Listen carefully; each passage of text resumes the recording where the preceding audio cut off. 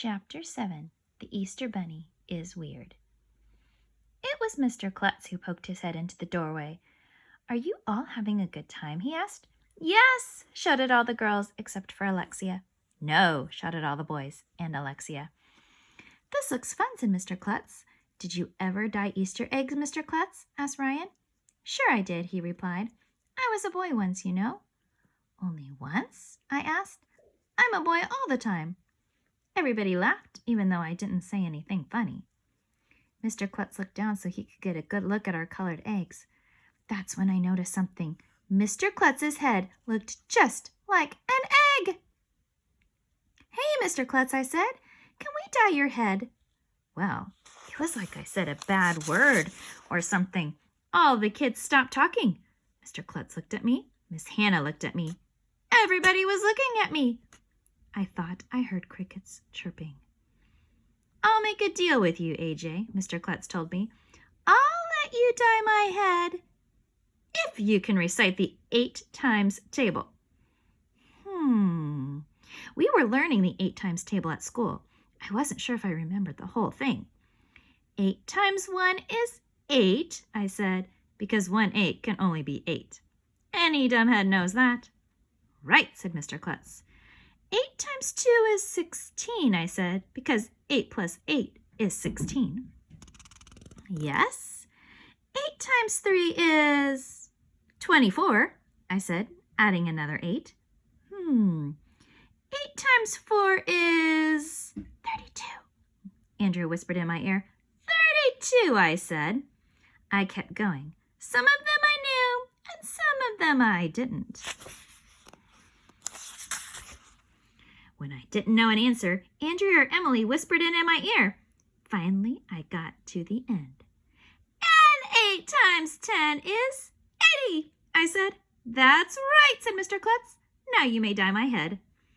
We couldn't dip Mr. Klutz's head into a cup because it was too big. Miss Hannah gave us Q-tips so we could dab the dye on Mr. Klutz. We had a great time dyeing his head red, white, blue, and green. When the dye was dry, Andrea drew a butterfly right in the middle. It looked cool. After that, Mr. Klutz left, and he took his dyed head with him. It was cleanup time. Whoops. While we cleaned up, Miss Hannah turned on a boombox, and the song, "Here Comes Peter Cottontail," started playing. "Hey, guess who's coming, kids?" asked Miss Hannah. "Santa Claus?" I asked. There you can see his head. That's pretty cool. "Santa comes at Christmas," dumbhead said Andrea. "Oh, snap," said Ryan. I was going to say, "So is your face," to Andrea. But you'll never believe, in 1,100,000 years, who walked into the door at that moment. It was a giant Easter bunny. He walked right into the door.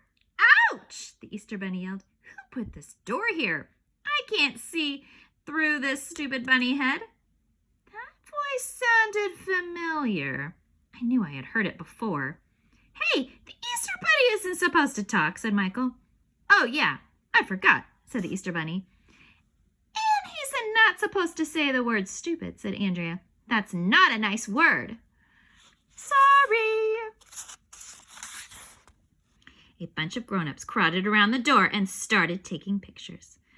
Like they never saw a guy dressed up as a bunny before, right? The Easter bunny was carrying a basket. I got up on my tiptoes to see if there were any peeps in the basket. But the only thing in it was a bunch of fake green plastic grass. What's up with that stuff? "Do you have any peeps?" I asked. "Sorry, kid," said the Easter bunny. "I'm not allowed to talk." And then he hopped away. "I thought the Easter bunny was supposed to give us candy," said Neil. "If I don't get some candy soon, I'm going to pass out," said Michael. They were right. It was Easter, and so far we didn't get any candy. No chocolate, no marshmallows, no peeps, no nothing. All we did was roll eggs around the grass and dye them. "You know," I said to the gang, "something tells me that guy was not the real Easter bunny." "What do you mean?" asked Ryan. "He's probably a lunatic who kidnapped the real Easter bunny, stole his costume, and tied him to the railroad tracks on the outskirts of town," I said. "That stuff happens all the time, you know. Arlo, stop trying to scare Emily, said Andrea. I'm scared, said Emily. I thought Emily was going to start crying and run out of the room like she usually does. But as it turned out, we all went running out of the room. Everybody come outside, Mrs. Bubble shouted. It's time for the big Easter egg hunt. Chapter 8, The Golden Egg. While we were inside that whole time, the grown-ups must have been outside hiding Easter eggs. Everybody ran out of the room and gathered on the back porch around Mayor Hubble and Mrs. Bubbles. Okay, kids, said the mayor. There are hundreds of plastic eggs scattered all over the lawn. And there's a little something special for you inside each one of them, said Mrs. Bubbles. Me and the gang all looked at each other and mouthed the word C-A-N-D-Y. I licked my lips. Finally, we were going to get candy. It was about time. The servant guys came around, handing out empty bags to everyone. Oh, one thing we should mention, Mrs. Bubble said. There's one special egg. It's a golden egg. Ooh, everybody said, because golden stuff is always cool. What's special about the golden egg? Ryan shouted. You know the Burger King Queen next to the mall, asked Mayor Hubble. I talked them into sponsoring this year's Golden Easter Egg. Sponsor? What does that mean? Asked Michael. It means that if you open up the golden egg, said Mrs. Bubbles, you'll find some $100 bills inside. They were donated by Burger Queen. Wow, everybody said, which is Mom upside down. How many $100 bills? One of the grown-ups shouted. 10, said Mayor Hubble. 10 $100 bills? I'm glad we studied the 10 times table in school. 10 times 100 is, add a zero. No, add 2 zeros. No, that's not it. $1,000! Andrea shouted. $1,000? That's almost $1 million! Wow! Everybody said, which is Mom upside down. Yes, said Mrs. Bubbles. One of you is going to go home today with $1,000! Everybody was excited, even the grown-ups. Suddenly, they all stopped drinking coffee and talking about the weather. They were putting their cups down and inching closer to the lawn. There was electricity in the air. Okay, there's a little asterisk, so we need to go down, and it says, well, not really. If there was electricity in the air, we all would have been electrocuted. Then we got to go back up to the text. On your mark, said the mayor. Get set. Go get 'em! Go get those eggs! Mrs. Bubbles blew a whistle, and the next thing I knew, there were 1,100,000 people running all over the lawn. Out of my way! Somebody shouted. Let's go! $1,000! Grab the eggs! Hurry up! Everybody was freaking out.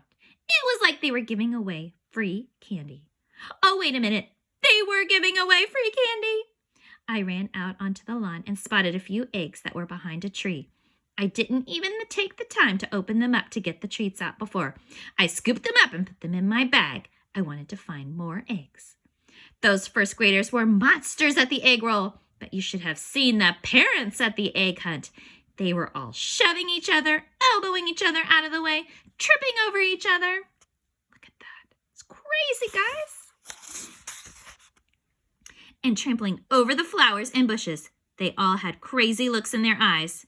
I hadn't seen grown-ups act like this since the last time my dad was late for work, and he couldn't find his car keys. I gotta find that golden egg, some guy said as he shoved an old lady out of his way. Not if I find it first, said the old lady who whacked the guy with her cane. You should have been there. Those grown-ups were hilarious. If you ask me, grown-ups like money as much as kids like candy.